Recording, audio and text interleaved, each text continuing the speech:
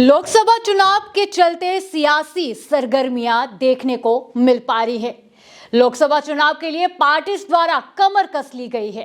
वहीं पे आज नेशनल कॉन्फ्रेंस द्वारा पार्टी मीटिंग का आयोजन किया जाता है, जिसकी अध्यक्षता करते हैं नेशनल कॉन्फ्रेंस के अध्यक्ष फारूक अब्दुल्ला।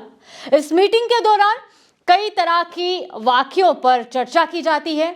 आगे की रणनीति किस तरह से रहेगी लोकसभा चुनाव को लेकर, इस पे बात की जाती है।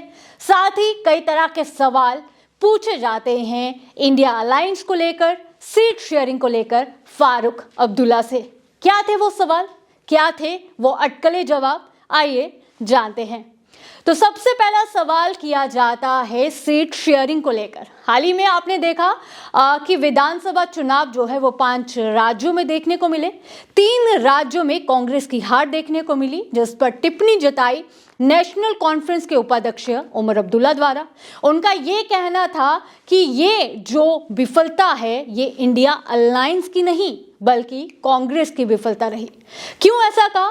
क्योंकि इंडिया गठबंधन हाल ही में हुआ था, काफी सुर्खियों में रहा इंडिया गठबंधन और कई तरह की टिप्पणियां नजर बनी रही थी इंडिया गठबंधन पर ये इस तरह का कहना था नेशनल कॉन्फ्रेंस के उपाध्यक्ष का। उनका ये कहना था कि कांग्रेस की विफलता थी, ना ही इंडिया गठबंधन की।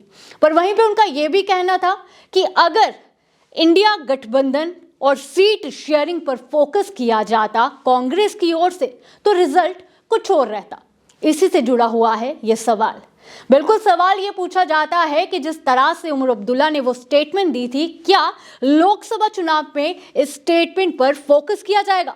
क्या लोकसभा चुनाव में इंडिया अलायंस की रणनीति किस तरह से रहेगी? क्या सीट शेयरिंग लोकसभा चुनाव में की जाएगी? तो सवाल के चलते जवाब क्या था, आइए सुनते हैं। देखिए, मैं आपको सुनाऊंगा एक बात। सुनिए, इलेक्शन जब आएंगे सीट शेयरिंग होगी, कोई शक नहीं। आफ्टर ऑल उसी पर तो हम आज बैठे हुए हैं। अलायंस में जो लास्ट मीटिंग में उसमें सीट शेयरिंग होगी। सीट शेयरिंग में हम लोग क्या करेंगे वो वक्त बताएंगे, आप ही देखिए। मैं भी तो उस पर कोई टिप्पणी नहीं कर सकता क्योंकि अभी वो हमारा बोर्ड बैठा नहीं है। वो बोर्ड बनने वाला, बोर्ड में इसका फैसला होगा और हम लोग इन लोगों से बात करते हैं तो अच्छा होगा, इसमें हम लोगों को फायदा होगा, सबको वो करेंगे। वहीं पे दूसरा सवाल भी किया जाता है। सवाल ये कि क्या आने वाला नया चेहरा प्राइम मिनिस्टर का इंडिया अलायंस से होगा? और इस पर हामी भरते हुए फारूक अब्दुल्ला साहब का ये कहना था कि हाँ, क्यों नहीं, बिल्कुल। People are saying, who is going to be the prime minister on your side? Did you think Devugowda ji would become prime minister? Did you think that Chandrasekhar ji would become prime minister? Did you ever imagine Gujral Sahab would be prime minister? Time throws such leaders. Time will throw that leader that will take this India forward. Why not? How did Bajpayee ji form a government? 23 parties. You cannot imagine. Diversely opposed to each other. No, it's not a question. You are telling me, you are putting question and answer in my mouth. How do you know who will be? I also don't know. I'm part of the alliance. I don't know. Tomorrow, if God gives us that position that we win, we'll sit down. I remember when the Devugowda ji had to go and we had to select a prime minister candidate. We sat down. We wanted Jyoti Basu ji to become prime minister, but his party said no, nothing doing. Do they regret it today? They said no, you will not become.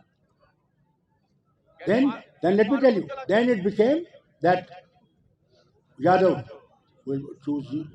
Then the 3 Yadavs fought. Why not him? Why not him? Then ultimately, who did we choose?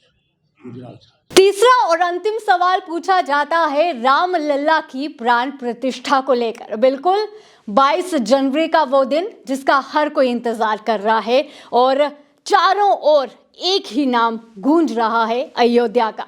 चारों ओर राम नाम का नाम लिया जा रहा है। ये सवाल किया जाता है फारूक साहब से कि क्या वह भी राम लल्ला की प्राण प्रतिष्ठा के दौरान अयोध्या का रुख करेंगे, तो इस पर जवाब देते हुए ये कहना कि मुझे तो बुलावा ही नहीं आया। राम आपका भी है, राम मेरा भी है, पर नहीं आया बुलावा तो नहीं जा सकता। क्या था पूरा वाक्य, आइए सुनते हैं। मगर मैं देखिए, राम जितना आपका है उतना मेरा है।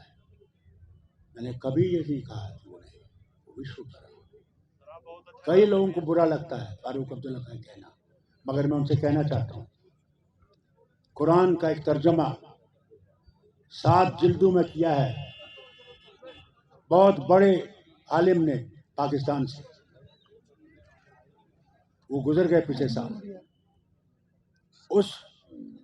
उनकी उस ट्रांसलेशन में एक जगह वो कहता है कि राम भी जो है वो लोगों को उस तरफ लेना चाहे जहाँ कि हम लोग सब इकट्ठे चल सकें, भाईचारे में चल सकें, मोहब्बत से चल सकें। इसीलिए अगर आपको याद है महात्मा गांधी क्या कहते थे, मैंने राम राज बनाना है, याद है? वो थे जो कहते थे राम राज। तो फिर इसमें गलती क्या है? कई लोगों को ये लगता है फारूक अब्दुल्ला क्यों बोलता है, और कौन बोलना नहीं चाहिए, मगर मेरा दिल बोलता है। तो ये आपने देखा कि लोकसभा चुनाव के चलते लगातार सरगर्मियां सियासत में हलचल देखने को मिल पा रही हैं और स्टेटमेंट्स का जो एक दौर है वो भी देखने को मिल पा रहा है। सवाल वहीं पे आके रुकता है कि क्या लोकसभा चुनाव में इंडिया गठबंधन की ओर से अब नया चेहरा जो है वो देखने को मिलेगा, या फिर सीट शेयरिंग पे इस बार फोकस किया जाएगा। क्या रहेगी स्ट्रेटेजी, क्या रहेगा आने वाला दौर, वो तो वक्त ही बताएगा। पर आपका क्या कहना है, आपका क्या सोचना है, आप भी अपनी राय कमेंट सेक्शन में जरूर दीजिएगा।